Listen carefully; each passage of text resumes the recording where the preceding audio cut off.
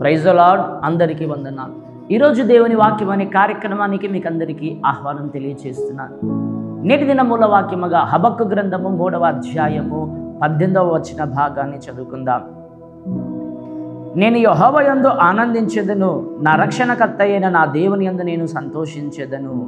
చూడండి ప్రియులారా, నా రక్షణకర్త అయిన నా దేవుని యందు నేను సంతోషించెదను, నేను యెహోవా యందు ఆనందించెదను అనేటువంటి మాటలు ఇక్కడ లేఖనంలో మనం చూస్తున్నాం. భక్తుడైనటువంటి ప్రవక్త అయినటువంటి హబక్కు గ్రంథకర్త ఆనందిస్తున్నాను, సంతోషిస్తున్నాను అనేటువంటి విషయాన్ని ప్రియులారా ఇక్కడ చక్కగా మాట్లాడుతున్నట్లుగా లేఖనాల్లో మనం చూస్తున్నాం.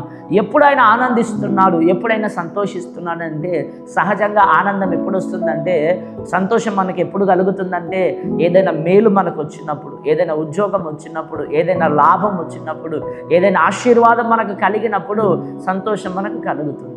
ఎవరైనా మనల్ని పొగిడినప్పుడు సంతోషం కలుగుతుంది. కానీ ప్రియులారా, ఇక్కడ గ్రంథకర్త చక్కగా తెలియజేస్తున్న మాట ఏమిటంటే, నేను ఎప్పుడు ఆనందిస్తాను అని అంటే ప్రియులారా, ఇక్కడ లేఖనంలో 17వ వచనంలో చక్కగా అంటున్నాడు కదా, తాను చేసినటువంటి వ్యవసాయము, అది అంజూరపు చెట్టు కావచ్చు, ద్రాక్ష చెట్టు కావచ్చు, ఒలివ చెట్టు కావచ్చు, చేనులోని పైరు కావచ్చు, అది పంట చేతికి వచ్చినా రాకపోయినా, అది నష్టమైనా లాభమైనా, గొర్రెలు ఉన్నాయి, మందలు ఉన్నాయి, ఆ మందల్లో పశువులు ఆ దొడ్డికి వచ్చినా రాకపోయినా, చూడండి ప్రియులారా ఎంత చక్కగా వర్ణిస్తున్నాడు, వివరిస్తున్నాడు.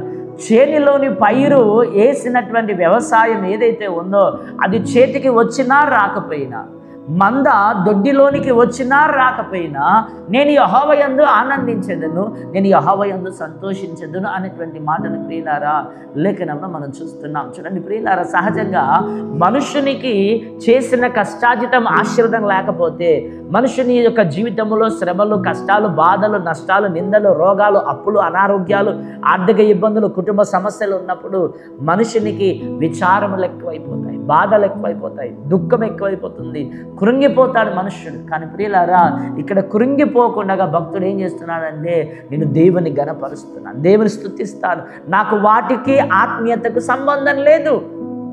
చాలామంది ఏం చేస్తారంటే, వారికి ఉన్న బాధలు, వారికి ఉన్న కష్టాలు, వారికి ఉన్న శ్రమలు ఏవైతే ఉంటాయో వాటిని దేవునితో ఉన్నటువంటి సహవాసానికి లింక్ పెడతారు, లింక్ పెట్టి దాన్ని దూరం చేస్తారు, సహవాసాన్ని కోల్పోతారు. కానీ ప్రియులారా అది కాదు. చూడండి ప్రియులారా, ఉదాహరణగా మనము చిన్న కోళ్ళు పెంచుకుంటున్నాం అనుకోండి, 10 కోళ్ళు ఉన్నాయి, ఒక కోడి ఇంటికి రాకపోతే, ఒక కోడి లేదని మనం ఏం చేస్తాం, గూటికి రాలేదని ఊరంతా తిరుగుతూ ఉంటాం.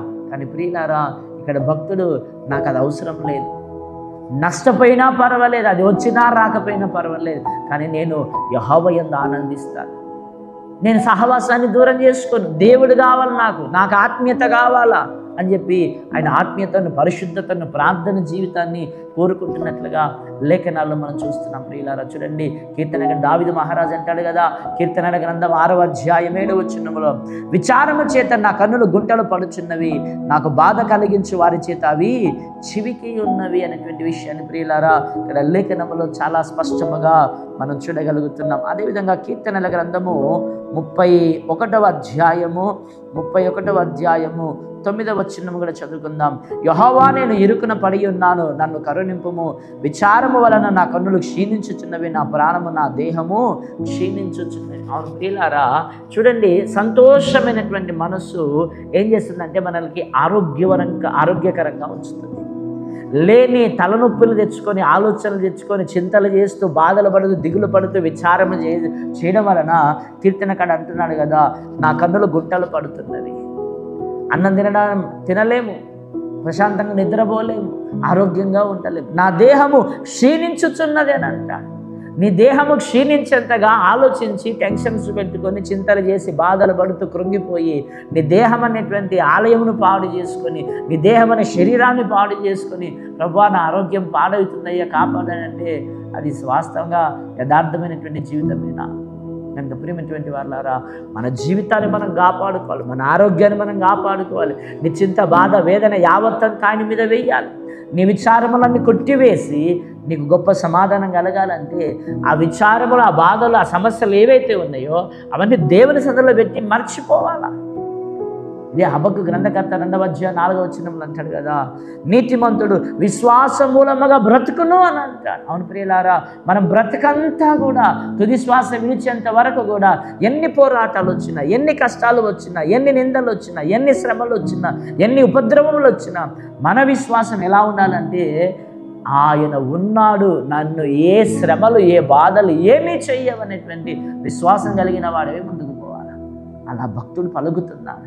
నీ గొప్ప ఆదరణ నా హృదయంలో ఉన్నటువంటి విచారములన్నీ కొట్టివేసింది అంటాడు కీర్తనకారుడు. కనుక మన పరిస్థితులన్నీ మన విశ్వాసం పరిస్థితుల మీద ఉండకూడదు. మన పరిస్థితులు ఏ విధముగా ఉన్నా, కరువులు వచ్చినా, ఖడ్గం వచ్చినా, వస్త్రహీనత వచ్చిన, ఉపద్రవాలు వచ్చినా, దేవుని కృప నుండి నన్ను ఏవి ఎడబాపవు అని చెప్పి నిరీక్షణ కలిగిన వాటి వాడివై ముందుకు సాగవలసిన వాడివై. కనుక ఈ ఉదయకాల సమయం ముందు నీ భక్తి జీవితం విశ్వాసం మీద ఉండాలి. సమస్యలను, ఆటంకాలను ఆధారం చేసుకున్నదై ఉండకూడదు. భక్తులు అంటున్నారు, ఇదిగో నేను యెహోవా యందు ఆనందిస్తాను, యెహోవాలో యందు నేను ఆయన సన్నిధిలో సంతోషిస్తాను, నా రక్షణకర్త అయిన దేవుడు ఆయనే అని ఆయన మీద ఆధారపడినట్లుగా సమస్యలన్నీ పక్కన పెట్టి ఆయనలో ఆనందించి ఆరాధించుదాం. మన సమస్యలన్నీ పోతాయి. అటు భాగ్యం తిరిగి దేవుడు మనకి ఇచ్చునుగాక. ఆమేన్. ప్రార్థన. పరిశుద్ధుల నీకు వందనాలు, స్తోత్రాలు. ఎన్ని మాటలు నాలో అందరిలో ఫలింపజేసి అయిపోతుందని క్రీస్తు యేసు నామమున పెట్టి వేడుకుంటున్నాం.